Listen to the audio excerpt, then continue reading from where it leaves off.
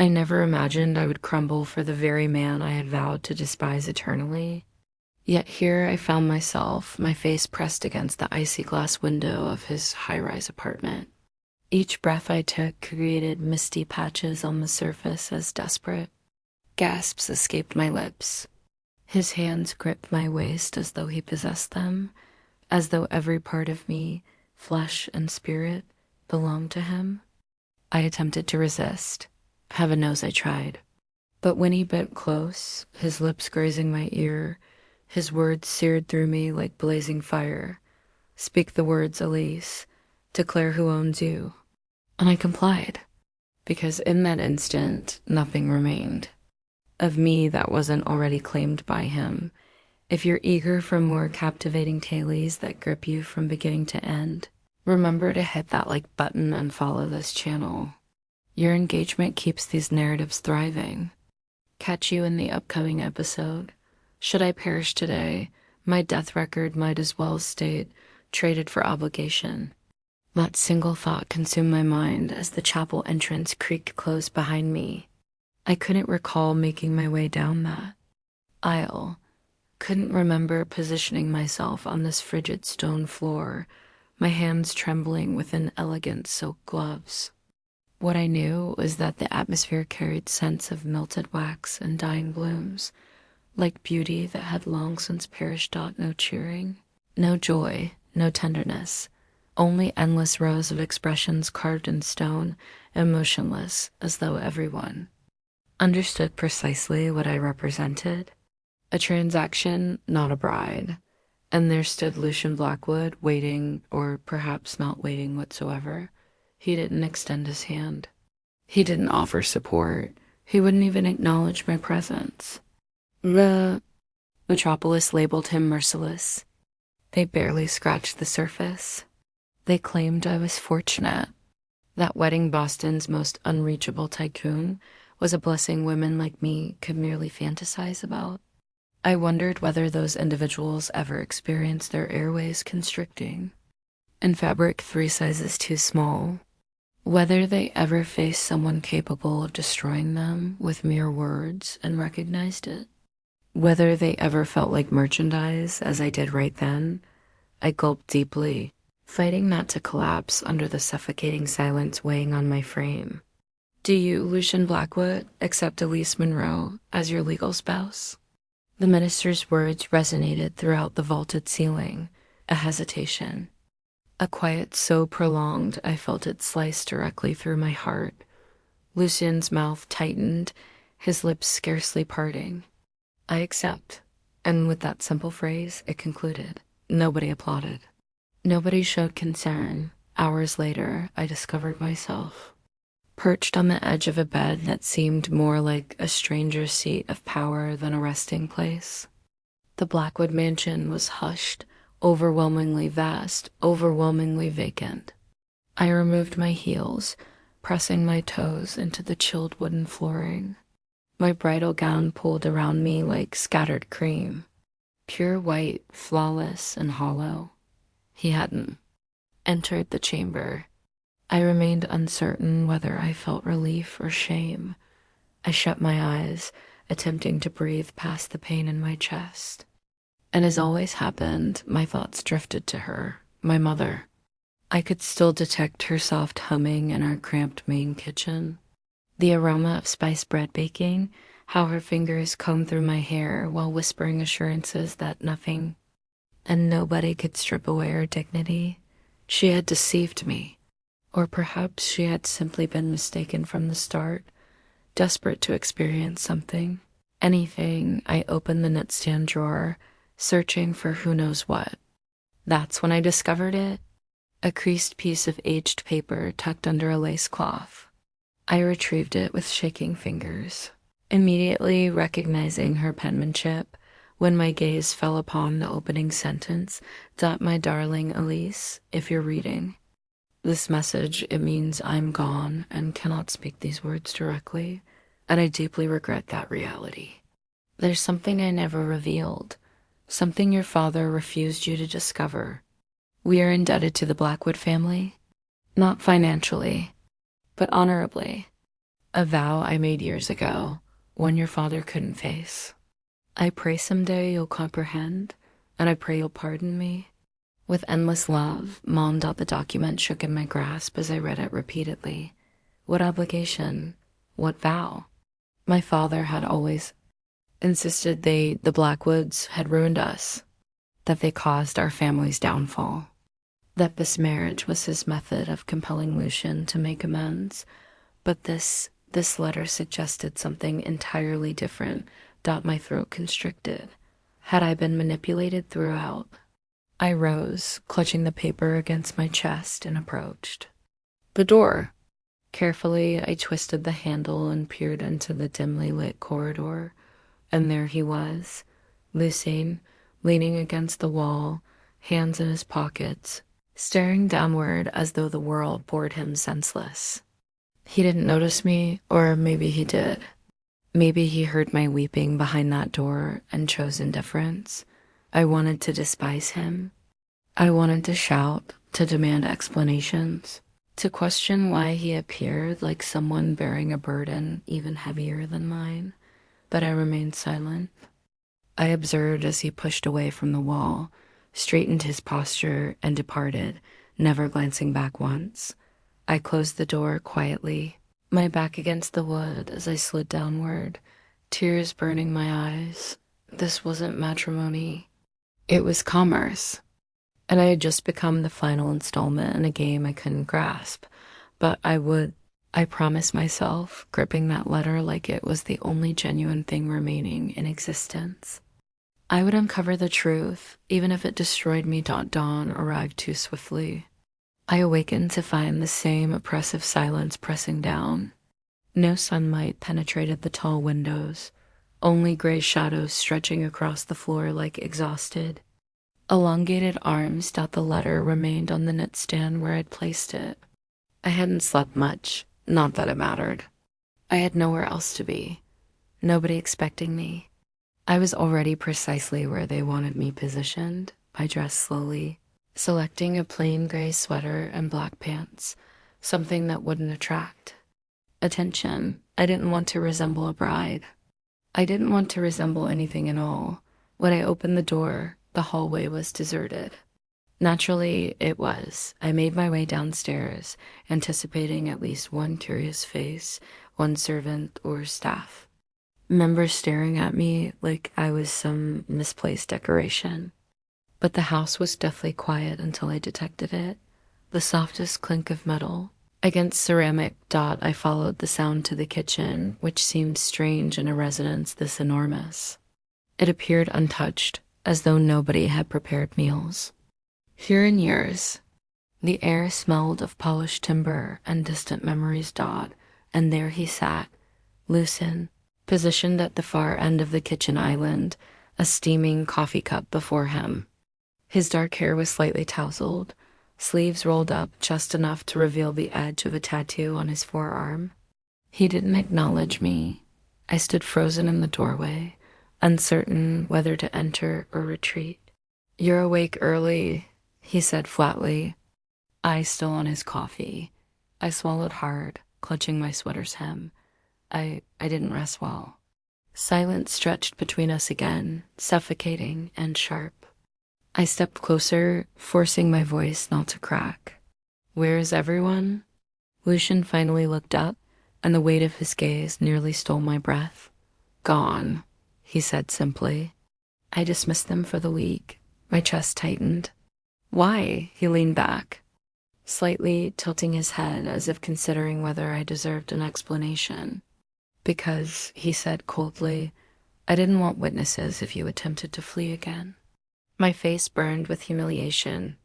I had tried escaping once, days before the wedding.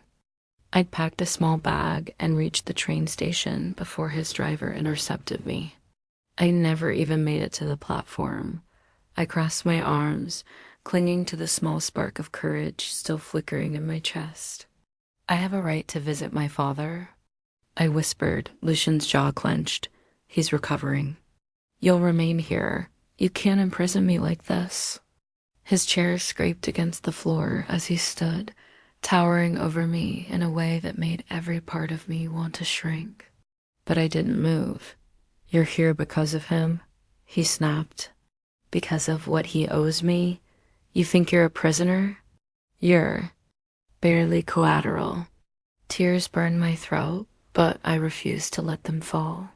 "Not here." Not before him. I turned on my heel and stormed back upstairs, locking the bedroom door behind me. My heart pounded in my ears as I pressed my back against the wood, trying to catch my breath. He was never going to release me later that afternoon. While pacing the room like a caged animal, I noticed something I hadn't seen before. On the far side of the fireplace mantel sat a small glass jewelry box. Inside, resting on a velvet cushion, was my mother's silver ring. I rushed over my hands, trembling as I lifted the lid. It was hers. I recognized the tiny engraved initials on the inside, EM for Elise Monroe. How had it ended up here? I slipped the ring onto my finger, swallowing the lump in my throat. It was the only piece of her I could still hold that night. After hours of silence and pacing and wondering what the hell I was doing here, I broke. I pulled on a coat, grabbed my scarf, and crept down the back staircase. My heart raced with every step. I knew the risk. I didn't care. I had to see my father. The front door creaked softly as I eased it open. I slipped out onto the stone porch, the cold air biting my cheeks. My car wasn't there, but I remembered. The old service road leading toward town. I didn't make it halfway down the path before headlights blinded me. Lucian's car. He exited slowly, shutting the door with a quiet finality that made my stomach twist. I backed up, but he didn't come closer. "You think I'm the villain in this story?" he said, voice low and sharp like broken glass. I swallowed, clutching my coat tighter. Am I wrong? His expression didn't change. He didn't argue. He didn't defend himself. He reached into his pocket and pulled out an envelope, holding it out to me like it weighed 100 pounds.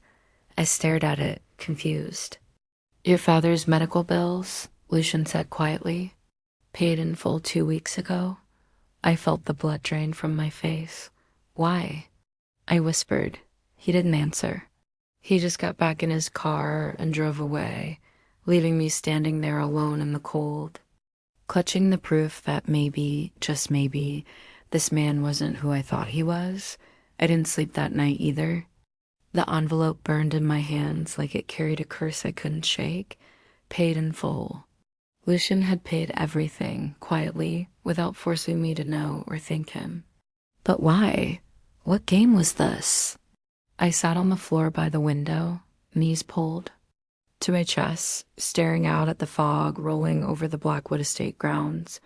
I felt more trapped than ever. But this time, it wasn't the walls that kept me here. It was the questions dot by morning. I couldn't stand it anymore. I dressed quickly, tucking the letter from my mother and the envelope of receipts into my coat pocket. I had to hear the truth from the one person who started all of this, my father. I didn't wait for permission, didn't wait for Lucian. I slipped out through the service gate while the house was still quiet, hailing the first cab I could find. The drive to the hospital felt endless. When I finally stepped into my father's room, I expected him to look frail, small, like a man broken by guilt. But no. He was sitting upright in bed, flipping through a sports magazine like nothing in the world had changed. When he saw me, he smiled like I was his little girl again. "Ellie," he croaked, "finally decided to come see your old man." I stood, frozen in the doorway, fists clenched at my sides. He didn't know yet. Didn't know what I'd found. "I know what you did," I whispered. His smile faltered, eyes narrowing just slightly. "What are you talking about?" I took a slow step forward, pulling the crumpled letter from my pocket. I found her letter, Mom's letter. She said we owed the Blackwoods, that you owed them, not the other way around. His face drained of color. "Elise, listen, No, I snapped, voice cracking. You told me they ruined us. You told me he forced this marriage on me, but you lied. You used me. My father sank back against the pillows, running a shaking hand over his face. You don't understand? Then make me understand. I choked out. He closed his eyes for a long moment before speaking. And when he did, his voice was nothing but a tired whisper. I borrowed money from Samuel Blackwood, Lucian's father, 20 years ago to save the factory, to save this family. But I couldn't pay it back. I swallowed hard, my chest aching. And you promised me to him, I whispered. He winced like I'd slapped him. I thought the debt would die with Samuel. But when Lucian took over, he came to collect. I felt sick, like the ground had been ripped out from under me. You could have told me, I whispered. You could let me choose. He looked at me, really looked at me, for the first time in years. You think I wanted this for you? He snapped, voice breaking. I did what I had to do to keep us alive. No, Dad, I whispered. You did what you had to do to keep your pride alive. I turned and walked out before he could say another word. I didn't know where I was going, didn't care. I just walked through the hospital, through the parking lot, down streets I barely recognized. My breath came in short, ragged bursts, like the air itself was fighting me. And then I felt it, a presence behind me. I turned, heart slamming into my ribs. Lucian. He stood a few steps away, hands in his coat pockets, watching me like he'd been there all along. How long have you been following me? I whispered.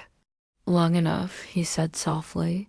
I hated how steady his voice was, how much I wanted to crumble the moment I heard it. You knew, I accused. You knew he lied to me. Lucian's jaw tightened. I did. Tears blurred my vision, but I didn't care anymore. I didn't care who saw. Why didn't you tell me? He took a step closer, slow and cautious, like I was a wild animal ready to bolt. Because I didn't want to watch you hate him the way I watched. My mother hate my father, he whispered. I staggered back a step, stunned. He kept talking, voice lower now, almost fragile. My mother was promised to my father for the same reason. A debt. She spent her whole life resenting him, resenting me. I wasn't going to do that to you. I pressed a hand to my mouth, shaking. Then why marry me at all? He laughed softly, a bitter, broken sound. Because your father made sure there was no other way. You were the final payment, Elise, but He trailed off, exhaling hard. I never wanted you to feel like you didn't have a choice. I don't know why I did it. Maybe it was the way his voice cracked. Maybe it was the way my heart shattered all over again. Or maybe I just didn't want to feel alone anymore. I took a shaky step forward. Lucian's eyes widened just slightly as I closed the distance between us. And before I could think twice, I pressed my forehead against his chest. For a heartbeat, he didn't move. Then slowly, carefully, his arms came around me, and I let him hold me. Not because I forgave him, not because I understood, but because for the first time since I walked into this mess, I didn't want to carry it alone. We stood on that sidewalk for what felt like hours. I didn't move. He didn't speak. I pressed my cheek against the fabric of his coat, the steady sound of his breathing filling the space where all my anger had lived just moments ago.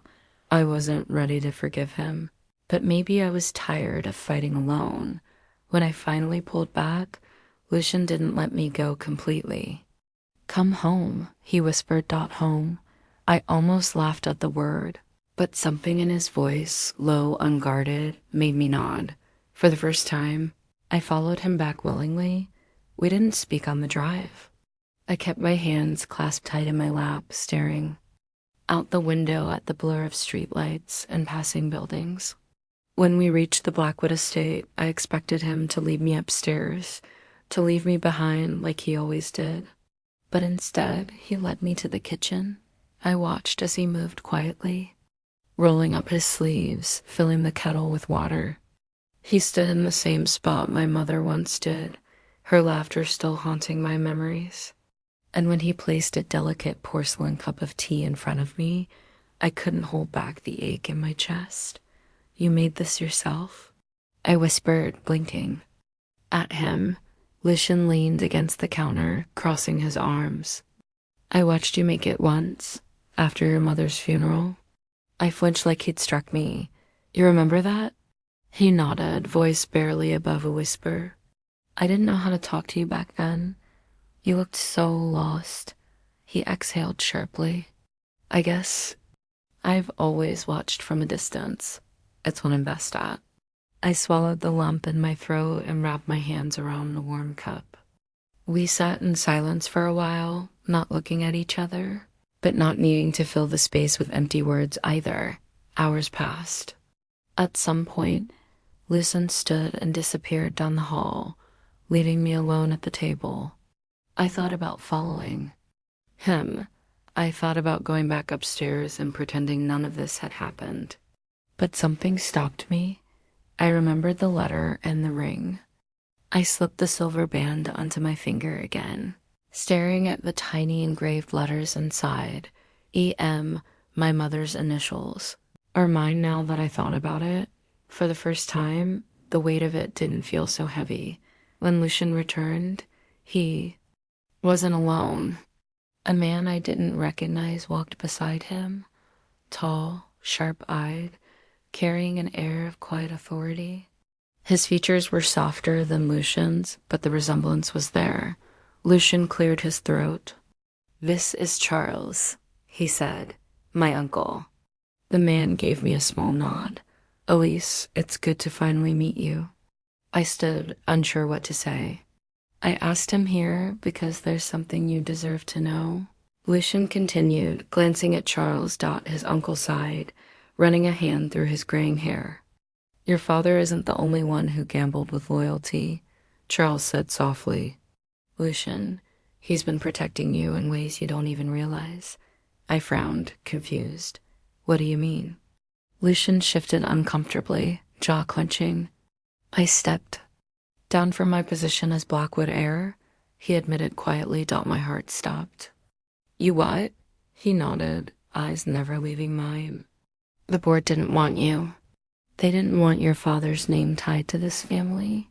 They threatened to cut me out if I didn't end it." I felt like the ground was tilting beneath me.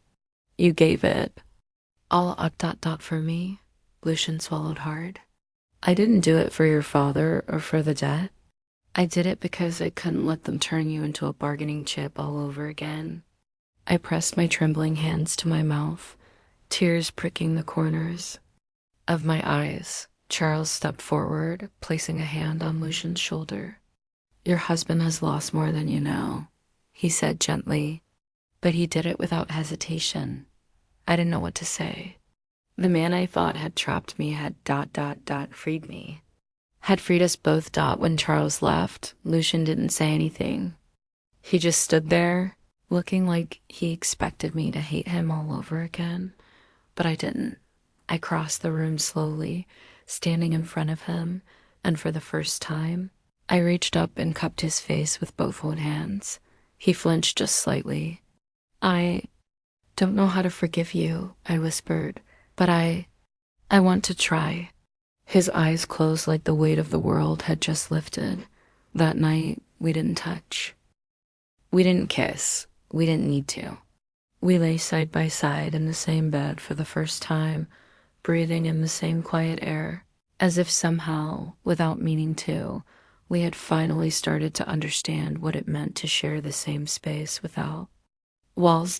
And for the first time since I walked into this house, I didn't feel like a prisoner. I felt like maybe I was home. We didn't talk much the next morning. Lucian had meetings downtown, or so he said. He kissed the top of my head before he left. Not on my lips, not like a husband might, but soft enough to make me forget how to breathe for just a moment. And then I was alone again. Except it didn't feel the same as before. The house wasn't as cold today. Or maybe I was different now. Walked the halls slowly, tracing my fingers along the polished banisters, breathing in the faint scent of cedar and lemon oil. I ended up in the library, the same place I used to dream about when I was a little girl. The idea of being surrounded by books, stories, possibilities, but all I could think about was him, and how for the first time I wasn't afraid of the man I married. That night, I cooked dinner. It felt ridiculous, standing in that enormous kitchen with its industrial appliances and endless marble counters. I wasn't even sure if half of it worked, but I made something simple, garlic pasta with rosemary chicken. It wasn't perfect. It wasn't fancy, but it smelled like home. I didn't set a grand table. I just waited in the kitchen, hoping no, praying that he would come home before the food went cold. I heard the front door click open just as I was about to give up. Lucian appeared in the doorway a few minutes later, loosening his tie, looking every bit like the man I used to fear. But when his eyes landed on me, something in his face softened. "You cooked?" he asked, almost like he didn't believe it. I nodded, twisting my fingers together nervously. "I didn't know if you'd eat it." He walked toward me slowly, like every step was measured. And when he stopped in front of me, his voice dropped to a whisper. "I'd eat anything if you made it." We ate at the island, sitting close but not quite touching. We didn't fill the space with small talk. We didn't need to. When we finished, I stood to clean up, but Lucian gently took the plate from my hands. "Let me," he murmured. I watched him wash every dish carefully, sleeves rolled up, forearms flexing with every movement. It felt wrong to stare, but I couldn't stop. I wondered if this was what it could have been like all along. Later, when the house had gone quiet again, I stood at the foot of the staircase, staring up toward the bedroom. I didn't know what came over me, but I climbed those stairs anyway. He was already in bed when I walked in, wearing nothing but a plain black t-shirt and loose sweatpants. He looked so ordinary, so human, dog. I stood in the doorway, heart pounding, so loud I could barely hear myself think. Lucian sat up slowly, resting his forearms on his knees. "Elise ... I swallowed hard. "I don't want to sleep alone tonight," I whispered. His breath hitched, just barely, but he nodded. He held the sheets open for me, and I slid in, fully clothed, lying stiff as a board beside him. The silence was unbearable. So I turned toward him, and to my surprise, he was already watching me. My throat tightened. "I keep waiting for this too." "Feel wrong," I whispered, "but it doesn't." Lucian's jaw flexed like he was fighting some invisible war. "Elise ... His voice cracked. I placed my hand gently on his chest, feeling his heartbeat thundering beneath my palm. "Do you want this?" I asked softly. He shuddered under my touch, gripping the edge of the sheets like his life depended on it. "I've wanted you every second I've known you," he rasped. "But I need you to be sure." I leaned in, brushing my lips against his jaw, feeling his breath catch. "I'm sure." The air between us changed in an instant. Lucian kept my face with both hands, pulling me in slowly, reverently, like I was something sacred. His lips met mine, not with force, not with desperation, but with a kind of aching tenderness that made my whole body tremble. He kissed me like he had all the time in the world. When he pulled back, his forehead rested against mine. "Take it off," I whispered, tugging at his shirt. He hesitated for just a second before obeying, pulling the fabric over his head and tossing it aside. I ran my fingers down his bare chest, marveling at the way his skin shivered beneath my touch. Lucian slid his hands under the hem of my sweater, pausing to look me in the eyes. "Still sure?" he whispered. I nodded. He undressed me slowly, carefully, like he was memorizing every inch of me. And when he finally lowered me onto the pillows, his hands never stopped moving, tracing every curve, every breath, every heartbeat. Kissed me again, deeper this time, his body pressing into mine like he couldn't bear to leave any space between us. We fit together like two halves of something broken, finally made whole. There was no rush, no demands, only quiet gasps, whispered names, and the soft creak of the mattress beneath us. Afterward, he held me close, burying his face in my hair, like he never wanted to let go. "I've never deserved you," he whispered against my skin. I closed my eyes, clutching him tighter. "But you have me," I breathed. And for the first time since the day I became his wife, I wanted to be. The morning after felt different, not louder, not busier, but different. The silence wasn't as heavy anymore. It felt full, like the house had finally taken its first real breath in years. Lucian had left a note on the nightstand when I woke up. "I don't want to wake you. I'll be home for dinner." I held the slip of paper to my chest, smiling like a fool. Should have known peace doesn't last in a house built on secrets. It started with a knock on the front door. When I opened it, Charles was standing there, his expression tight, eyes darting over my shoulder like he was preparing for a fight. "Elise," he breathed, "is Lucian home?" I shook my head. "He left early this morning. Why?" Charles stepped inside, closing the door softly but firmly. "We have a problem." He handed me a manila folder. I opened it slowly, my heart sinking as I scanned the documents inside. It was a report, a scandal in the making. My father's name splashed across the pages, tied to every bad decision, every broken deal, every debt he ever owed. And worse, it linked him to Lucian. To me. "They're planning to release this," Charles whispered. "Tomorrow, on the anniversary of Samuel Blackwood's death." I swallowed hard, clutching the papers like they could burn me if I let go. "Who's behind it?" Charles hesitated. "My brother Gerald, Lucian's uncle, the same man who had once fought to cut Lucian out of the family, the same man who had everything to gain if Lucian fell."